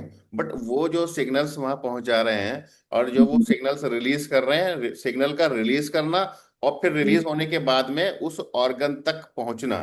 फॉर एग्जाम्पल, अगर मान लीजिएगा आप किडनी की ही बात करते हैं, तो किडनी तक जो सिग्नल आ रहे प्रॉब्लम हैं हो वो गई ना। ब्रेन से सिग्नल आ रहे हैं, तो सबसे ये पहले स्कूल तो आ रहा हूँ ब्रेन तो का उन सिग्नल्स आठ को की रिलीज आती करना, तो है, 15 23 और होते हैं कि नहीं होते हैं? रिलीज करने के बाद में उसको किडनी तक पहुंचने का जो पाथवे है, उस पाथवे के अंदर कोई इंटरप्शंस ना होना, ये भी जो है, ये दोनों चीजें डिपेंड करती हैं हमारे ऑर्गन्स के हेल्थ के ऊपर। अगर हमारे ऑर्गन्स की हेल्थ ठीक नहीं है, मीन्स वो ऑप्टिमल स्टेट में नहीं है, तब या तो हार्मोनल जो वो रिलीज कर रहे हैं वो उस रिलीज के अंदर चेंज आ जाएगा, या फिर जो आपका पाथवे है उस पाथवे के अंदर इंटरप्शंस आ सकते हैं, जिसकी वजह से रिजल्ट आपको मिलेगा कि किडनी से आपका यूरिन का फ्लो कम या ज्यादा हो सकता है। So when you come to this pathway, that is when the thyroid comes in between. Yes. So now if you say that thyroid is the eye of the uterus, then what is the connection of the thyroid, the software, the pathway of signaling, the uterus? Actually अगर Where हम is लोग it? What is the disturbance here? Then I think देख, we will get into the cause. अभी शायद कुछ दिन पहले मैंने एक पोस्टर डाला था जिसको लेकर के बहुत सारे क्वेरीज थे, जिसके अंदर मैंने रिवर्स एरो वाला पोस्टर डाला था। ठीक है। तो Hmm. जो हमारा इंसल्टिंग फैक्टर्स हैं, ठीक है, तो जब भी हमारे ऑर्गन की किसी की पैथोलॉजी डिस्टर्ब होती है तो वो इंसल्टिंग फैक्टर्स में भी काम करता है, ठीक है। सो जब आपका लीवर आपका स्मूथ फ्लो दे रहा है आपके यूट्रस को, ठीक है, जिसकी वजह से आपको जो है वो मेस्ट्रुअल जो है वो रेगुलर है, ठीक है, वो स्मूथ फ्लो दे रहा है आपको लीवर, ठीक है। लेकिन अगर कहीं पर भी कोई स्टेगनेशन आता है और मेस्ट्रुअल इरेगुलरिटीज होती हैं तो उसका इफेक्ट कहाँ जाकर गिरता है, आपके लीवर के ऊपर ही उसका इफेक्ट जाता है और आपकी बॉडी क्या होने लगती है, हीट होने लगती है। Because the hardware is managing the symptom. या It is not giving rise to the symptom. No, hardware is managing,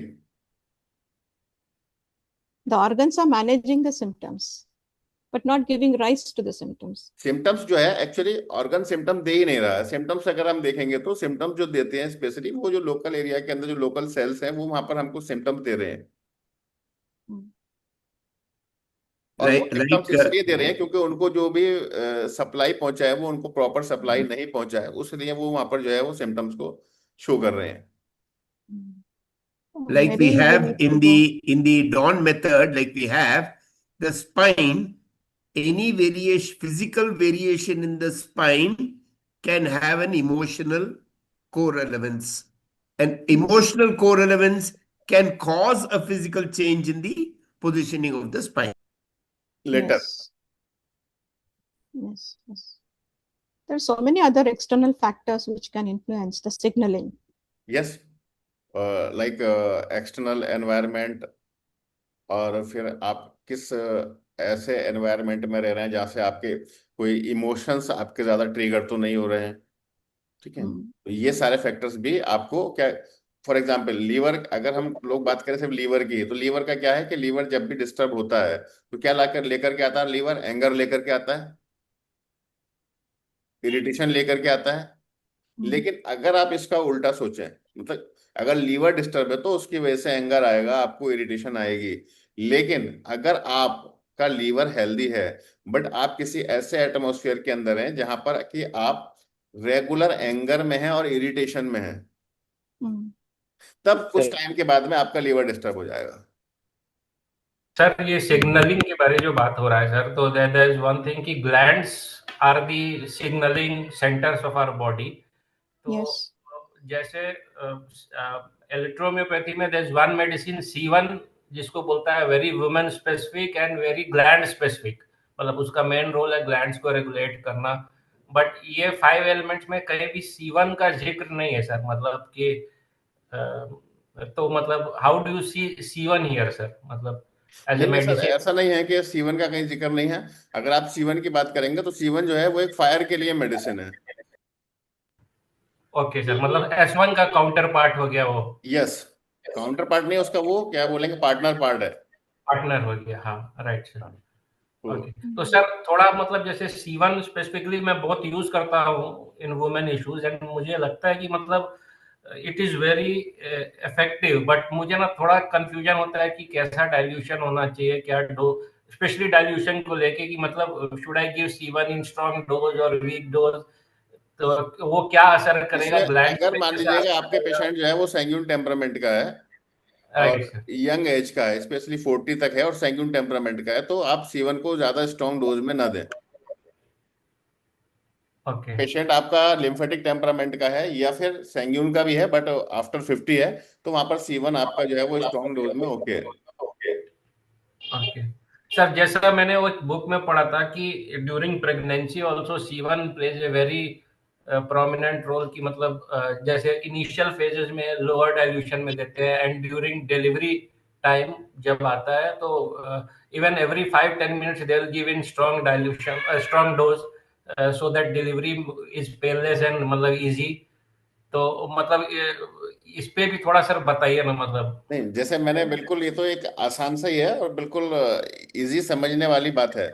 मैंने अभी आपको सिर्फ चीजों को सिर्फ 2 ही पार्ट में कनेक्ट किया था, heat and cold. Right sir. मैंने एक एग्जांपल दिया था कि मेंस्ट्रुअल पीरियड के अंदर नॉर्मली ट्रेडिशनली हम लोग जो है वो हॉट थिंग देने की कोशिश करते हैं, हॉट फूड उसको देते हैं, ओके। कोल्ड फूड उसको नहीं देते। ठीक है। राइट। डॉक्टर साची इसके ऊपर बहुत काम करती है, खाने में क्या देना है क्या नहीं देना है। तो हम उसको ज्यादातर गर्म खाना वहां पर जिंजर या सोंठ और इस टाइप की बहुत सारी चीजें हम लोग देते हैं उस पीरियड के अंदर। कोल्ड फूड्स को हम क्या करते हैं, अवॉइड करते हैं। राइट। तो इसी तरीके से सीवन का जो हमारा स्ट्रॉन्ग मेडिसिन है वो क्या करती है, वो बॉडी के अंदर हीट क्रिएट करती है। ठीक है। इसी तरीके से जब पेशेंट कंसीव कर जाता है तो मैंने बताया था कि हम वहां पर क्या करते हैं, गर्म चीजें देना अवॉइड करते हैं, गर्म फूड नहीं देते ना स्टार्टिंग में। Right sir. अबॉर्शन के चांसेस ज्यादा रहते हैं।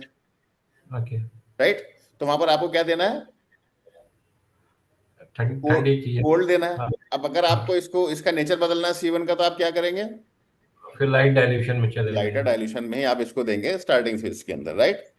ओके। इसी सो तरीके से एट इस द तरह का टाइम ऑफ माइंड है। Delivery, okay. At the time of delivery फिर हमें क्या जरूरत पड़ती है, फिर हमको बॉडी के अंदर हीट की जरूरत पड़ती है। Right sir. ओके। तो वहां पर हम लोग एडवाइस करते हैं किसके लिए, स्ट्रॉन्ग मेडिसिन के लिए। Okay sir. Alright sir. Right sir. Okay. तो मतलब इन स्ट्रॉन्ग डोज वो हीट प्रोड्यूस करेगा, इन वीक डोज वो कोल्डनेस प्रोड्यूस करेगा। यस, हीट को रिड्यूस करेगा। हीट रिड्यूस करेगा। Yes. Yeah. Okay. Right. Okay. Okay. Nice. ये अगर बाय मिस्टेक हमने सीवन हाई डोसेस में दे दी तो क्या अबॉर्शन कॉज कर सकता है? अगर मान लीजिएगा आपने उसको ज्यादा हायर डोज दिया है तो बॉडी के अंदर वो हीट तो क्रिएट कर ही देगा। अब अगर मान दैट लीजिएगा कुड बी द आप बॉडी रीजन। के बिल्कुल, अब बॉडी में अगर ज्यादा उसको हीट कंट्रोल क्रिएट हो गई और पेशेंट उसको बेयर नहीं कर पाया तो अबॉर्शन कॉज हो सकता है। एक और मेरा क्वेश्चन था, जैसे आपने हीट एंड कोल्ड कॉन्सेप्ट के बारे में बात करी यूटेराइन हेल्थ को लेकर, अभी जो हम टेम्परामेंट पे अगर हम आते हैं जैसे लिम्फेटिक एंड सेंग्विन, तो लिम्फेटिक में क्या है कि एस्ट्रोजन एंड प्रोजेस्टेरॉन्स जो होते हैं वो लोअर साइड में ही होते हैं। बिल्कुल आपने सही कहा ना, आपने कहीं ना कहीं इसको डेटा को एनालाइज किया है या आपने अपने पेशेंट देखे हैं जिनको जी। आपको जिसमें ये लोअर साइड में मिले। ठीक है ना। तो यही बात मैंने अभी थोड़ी देर पहले भी कहा था कि सब लोग इसका भी एक अपना जो है पेशेंट्स को देख करके कहीं ना कहीं डेटा इसका क्रिएट करें। तो जितने भी आपको लिम्फेटिक टेम्परामेंट के पेशेंट मिलेंगे वो सारे पेशेंट्स के अंदर आपको कोल्डनेस ज्यादा मिलेगी। करेक्ट। और जितने भी आपको सैंग्यून टेम्परामेंट के पेशेंट मिलेंगे वो नेचर के अंदर आपको हॉट मिलेंगे। तो फिर उसमें क्या होता है कि उनका यूटेराइन की जो लाइनिंग होती है वो भी एंडोमेट्रियम वो भी काफी जल्दी ही वो हो जाता है, कम हो जाता है, उनका फ्लो भी काफी कम हो जाता है। तो क्या हमको उसको इंक्रीज करने में काम करना चाहिए, या जो बिल्कुल। उनका जितने भी टेम्परामेंट है जो उसी हमारे पास वैसे अगर ही? लिम्फेटिक टेम्परामेंट के पेशेंट आते हैं तो हमको उनको वो मेडिसिन देनी चाहिए जिस मेडिसिन से बॉडी के अंदर हीट क्रिएट होती है, या हमें उन ऑर्गन्स के ऊपर काम करना चाहिए जो ऑर्गन्स जो है बॉडी में हीट क्रिएट करते हैं। तो अगर हम लोग देखें तो वहां पर हमें क्या करना चाहिए, उनको लीवर की और हार्ट की मेडिसिन चलानी चाहिए। लिम्फेटिक टेम्परामेंट के अगर आपके पास पेशेंट है तो वहां पर आपको S5 और A3 मेडिसिन से वहां पर उसको आप स्टिमुलेट कर सकते हैं। लेकिन अगर आपके पास सैंग्यून टेम्परामेंट के पेशेंट आए हैं तो आपको हीट वहां पर इंक्रीज नहीं करना है। नहीं, मेरा क्वेश्चन ये है कि क्या ये इशू है और इस पे काम करना चाहिए, या जैसा नेचुरल है, लिम्फेटिक है उसका टेम्परामेंट, उसको गॉड ने वैसा बनाया है, उसका एंड्रियोमेट्रियोसिस जल्दी हो जा रही है और उसकी फ्लो कम है, तो इज इट ओके, या हमें ना ना, इसको बढ़ाना ऐसे चाहिए? देखिएगा, जैसे जो हमारा टेम्परामेंट है उस टेम्परामेंट के अकॉर्डिंगली हमको फूड भी लेना चाहिए ना। राइट। मान लीजिएगा आपका कोल्ड नेचर है और आप ठंडे ठंडे फल क्या किसी को अवॉइड करेंगे, फिर आप उसको बोलेंगे भाई ये वाले फ्रूट्स आपको नहीं लेने और ये वाले फ्रूट्स आपके लिए ज्यादा बेटर है। सुइटेबल है। ठीक है। हम्म। तो ओवरऑल अगर किसी दूसरी बीमारी को भी लेकर के पेशेंट आया है, किसी भी बीमारी को लेकर के आया है, तो बॉडी के अंदर उसका टेम्परामेंट का यानी कि कोल्ड का और हॉट का जरूर हमको ध्यान रखना चाहिए।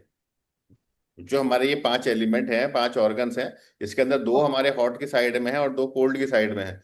तो हमें इसके ऊपर जरूर ध्यान रखना चाहिए। और फिर जब स्पेशली 50 प्लस के बाद में कोई पेशेंट चला जाता है, ठीक है, तो फिर हमको जो है वो ज्यादातर उसको बॉडी को वार्म करने वाले जो हमारे ऑर्गन्स हैं उसके ऊपर सबसे ज्यादा काम करना चाहिए।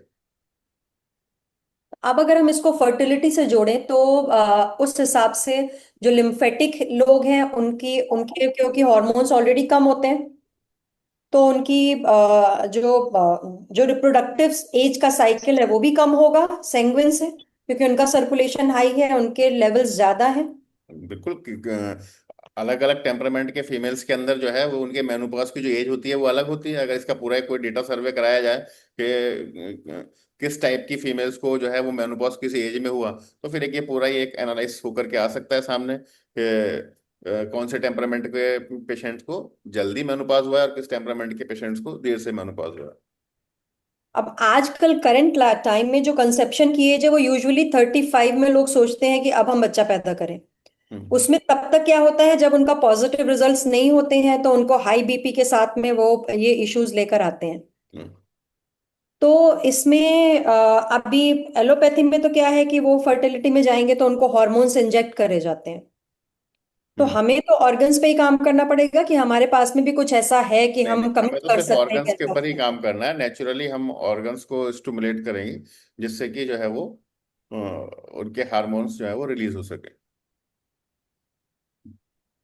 तो इसमें हम कुछ ऐसा 100% कुछ कमिटमेंट तो नहीं कर सकते ना, कि हम कह 100% सकते हैं कि हाँ। कमिटमेंट तो आप हेल्थ के अंदर कुछ कर ही नहीं सकते हैं, क्योंकि कोई भी मेडिसिन अंदर जाएगी तो जा करके हेल्थ आपकी जो बॉडी है वो रेस्पॉन्स करेगी मेडिसिन को लेकर के।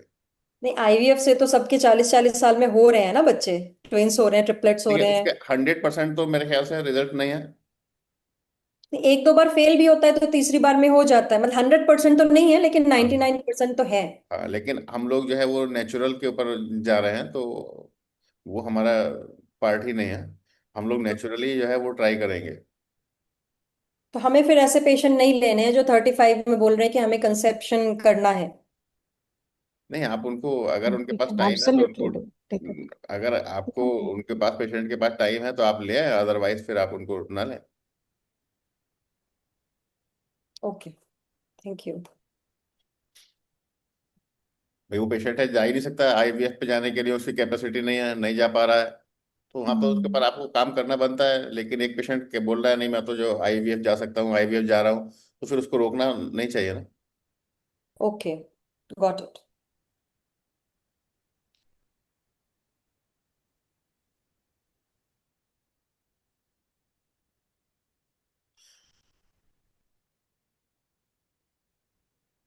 और कुछ किसी का कोई question? No sir. Any other question? Sir, you explained the relationship of uterus with four elements, that is water, wood, fire, and earth. या Metal is left out. Metal Anything you का can say? डायरेक्टली जो है वो involvement नहीं है uterus के साथ में। और ये जो फोर एलिमेंट्स हैं यही डायरेक्टली जो है वो उसको उसके फंक्शंस के ऊपर काम करते हैं। और अगर आप टीसीएम में भी देखेंगे तो फोर मेरिडियन हैं जो यूट्रस की तरफ से होकर के गुजरते हैं। तो ये एक ऐसा इकलौता ऑर्गन है जो कि फोर मेरिडियंस का पाथ है। Hmm.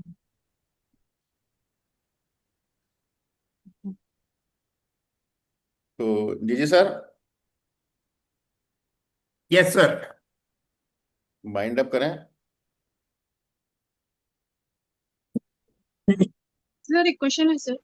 यस। सर लड़की 19 इयर्स की है सर, उसको कोल्ड भी है बर्थ के जब से, और हार्ट प्रेशर ऐसा भी हो रहा सर कि मेंसेस प्रॉब्लम है, इरेगुलर पीरियड।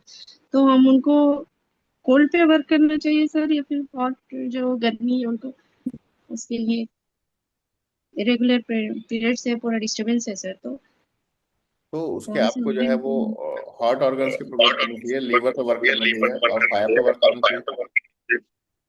जी सर। तो कोल्ड के लिए हम कुछ उसको बाजू में रख के कर सकते सर? जी तो ठंडी चीजें नहीं देना बोल रहे ना सर आप, जैसा बॉडी में उनकी हीट भी है, कोल्डनेस भी है सर, दो भी है, तो क्या उस पे कैसे वर्क करना चाहिए? उसको ठंडी चीजें नहीं देनी है आपको। जी, ओके सर। वालेकुम सर। सलाम। हाँ सर, इरेगुलर पीरियड, पीसीओडी और उसमें फ्लो भी ज्यादा नहीं होता सर, उसके लिए सर। उसके लिए पेशेंट का टेम्परामेंट देखना है और पेशेंट के सारे एलिमेंट्स टेम्परामेंट है हमें सर। चेक करने हैं, और जो डिस्टर्ब एलिमेंट है उसी के अकॉर्डिंगली उसको मेडिसिन देनी है। लीवर डिस्टर्ब है तो लीवर की मेडिसिन देनी है, और स्प्लीन डिस्टर्ब है तो स्प्लीन की देनी है, वाटर एलिमेंट डिस्टर्ब है तो वाटर की देनी है। फ्लो नहीं है तो लीवर का देना है सर। फ्लो नहीं है तो हाँ, मोस्टली लीवर का ही देना है, लेकिन जरूरी नहीं है कि सारे ही पेशेंट्स में लीवर कॉज करे। 500 ही लेना है ना?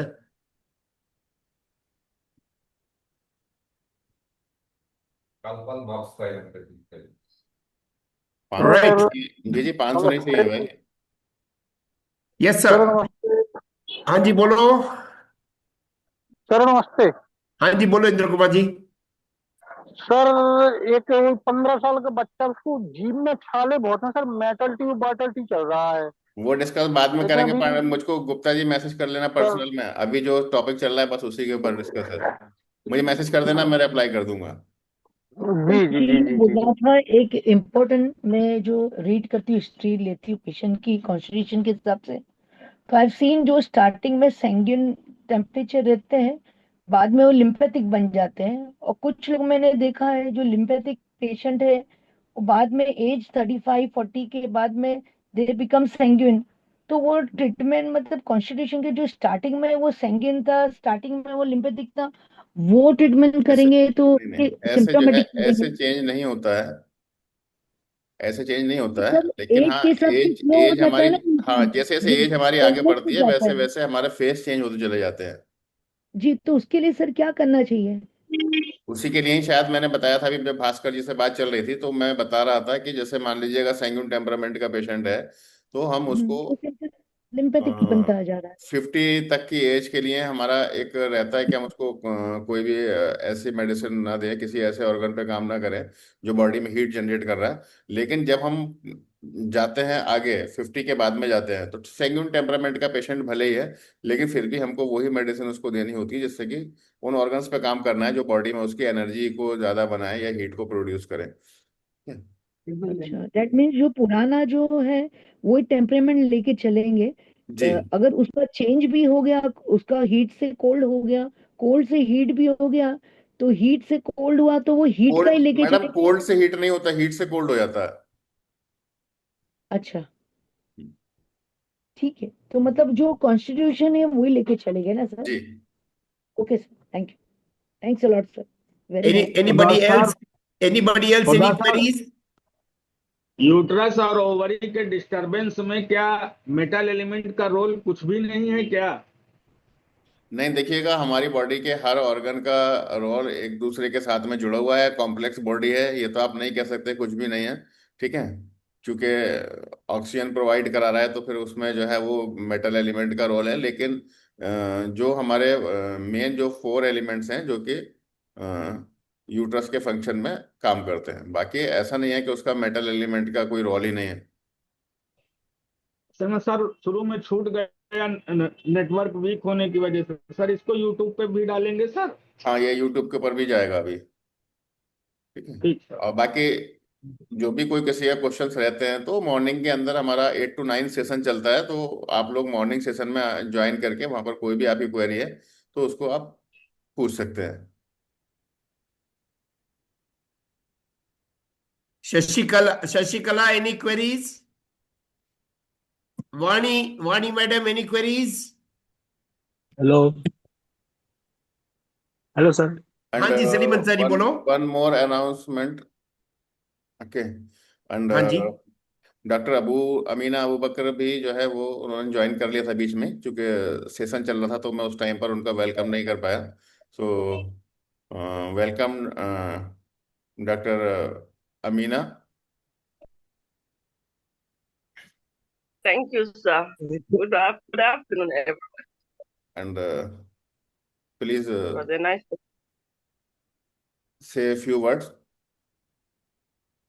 All right, sir. Actually, though I came in late, but I was able to pick up along the line, and the section was quite understandable. Though some of the Hindi, I couldn't understand it fully, but alhamdulillah, I was able to grab majority of what was taught to me. Thank you, sir. It's a nice section. Dr. Amina Abu Bakr is secretary of Nigeria Electro-Homeopathic Association. जी sir, okay. Salim Ansari. Hello sir, hirsutism में क्या देंगे sir? Hirsutism में ये हिरसुटिज्म का patient आता है तो उसके लिए क्या ट्रीटमेंट, कहाँ से शुरू करना है? उसके लिए सिर्फ उसका क्योंकि सबसे कुछ पहले जो लोग है जो उसका आपको जो है वो हाँ एनालिसिस करना है कि कौन सा एलिमेंट उसका डिस्टर्ब चल रहा है, वहां से उसको चलाना है। और वो भी अगर आपको नहीं मिलता है तो आपको उसको स्प्लीन से स्टार्ट कर दीजिएगा,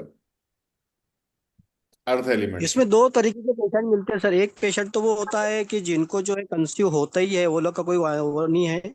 लेकिन कुछ पेशेंट रहते हैं कि जो जिनका कंसीव नहीं होता है, उसमें क्या फर्क करेंगे फिर? उसमें उसका आप क्योंकि एलिमेंट जो उसमें आप देखेंगे कि कौन सा ऑर्गन उनका हाइपर हो रहा है, हाँ कौन सा ऑर्गन हाइपो हो रहा है। स्टार्टिंग आप भले ही उसके जो है वो स्प्लीन से अर्थ एलिमेंट से कर सकते हैं, ठीक है, लेकिन ओके फाइनल कंक्लूजन के लिए आपको चेक करना पड़ेगा कि इसके दो कॉज हो सकते हैं। या तो उसका वाटर एलिमेंट किडनी हो सकती है, या फिर उसका आपका स्प्लीन मिल सकता है, वो सॉरी लीवर भी आपको मिल सकता है, जो बार बार उसको जो है वो हो रहा है, तो उसके अंदर आपको लीवर वहां पर मिल सकता है। तो पेशेंट का टेम्परामेंट और ऑर्गन का एनालाइज करने के बाद ही किसी आप कंक्लूजन पे पहुंचेंगे कि इस पेशेंट को मुझे क्या चलाना है। ओके पंडित जी कोई क्वेरी? सुधीर पांडे जी सर। हाँ जी बोलो। सर, यूट्रस थायराइड और सिस्ट या बल्कि यूट्रस है, तो सर इसमें जो है ये कोल्ड की वजह से होता है कि हीट की वजह से होता है?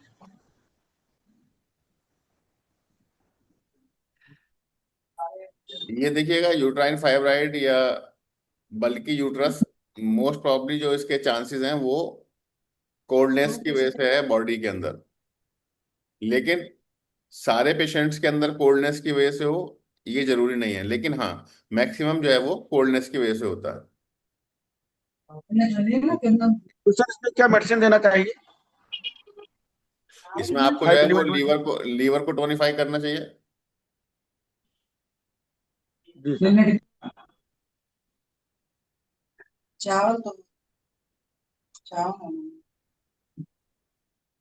Anybody else any queries? No, sir, I'm clear. Thank you. Okay. Vani madam? No, sir. Padam Vyas ji? Vyas sir? Thank you sir ji. अगर इस Right. परीक्षा में सर हीटिंग हो रही है तो आप recommend करेंगे सर? पंडित जी आपका वॉइस ब्रेक हो रहा है। Right Bina?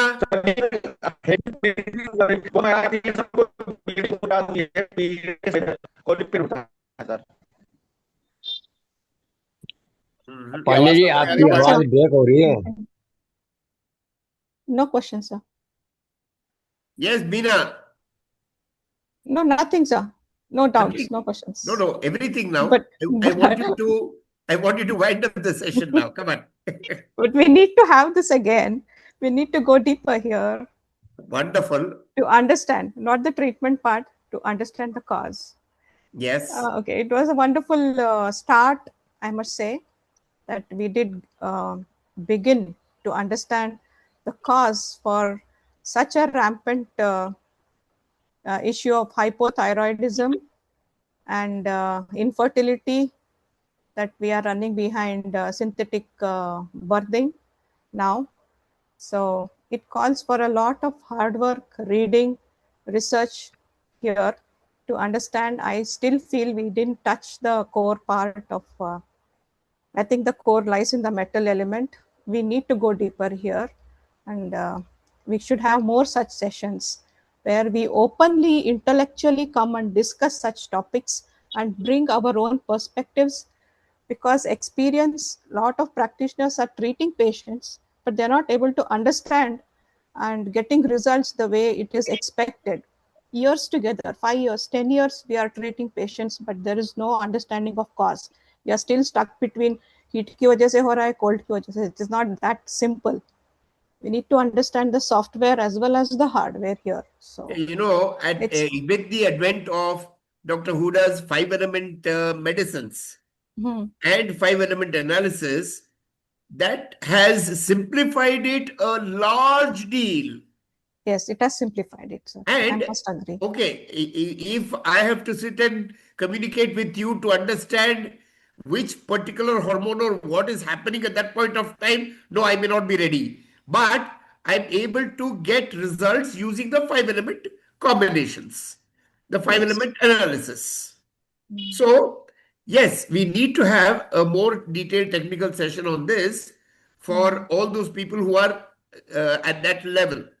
For everybody else, it may not be very convenient because most of it will go on. No, we are all more focused on treating the patient and making Correct. a living, making a living. Right. That is not where in the direction we need to go. First Yes. of all, understand the cause. Now we have not understood the cause, Correct. but we are running around treating. Right. We are at wrong. We are failing. Yes. Allopathy has failed. Allopathy has Allopathy has failed. already failed treating thyroid. So even Yes. we are heading in the same direction. We need to I, change the direction. I wouldn't say change our so, focus. but many of our people need to go into more detail. I agree. Sachi? So many questions they Yeah, ask. yes, All of Vijay. us are stuck here. Even I We are agree with stuck. Dr. Veena because, even I feel that basic concepts, has to be very clear, because when we are claiming here, EH has the solution.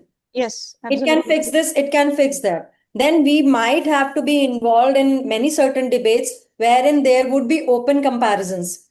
And when we talk about those at that level, then we have to be, equipped with the in-depth knowledge. Yes. So that is very, very important. We Very cannot go superficially. Yes.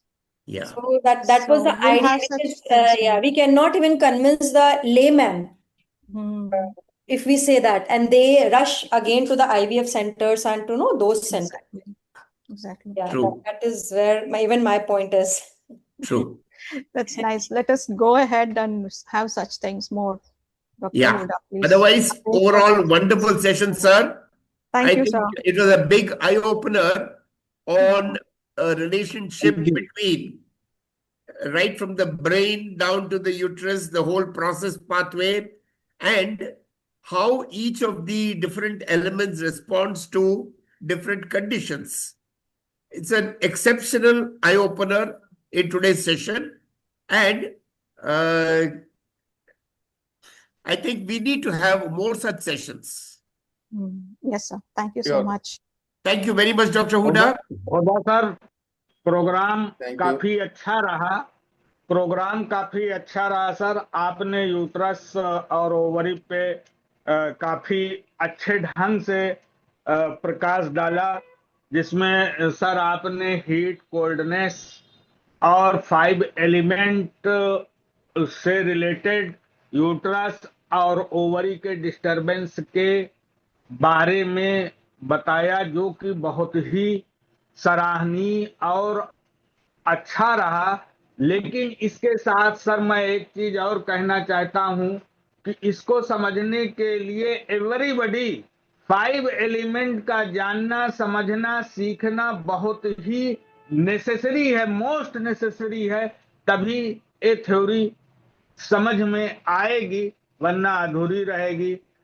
Sir, इस आज women's day पे uterus and ovary पे sir एक सराहनीय ज्ञान देने के लिए आपका बहुत बहुत धन्यवाद sir. A lot of thanks. Thank you. Thank you very much, sir.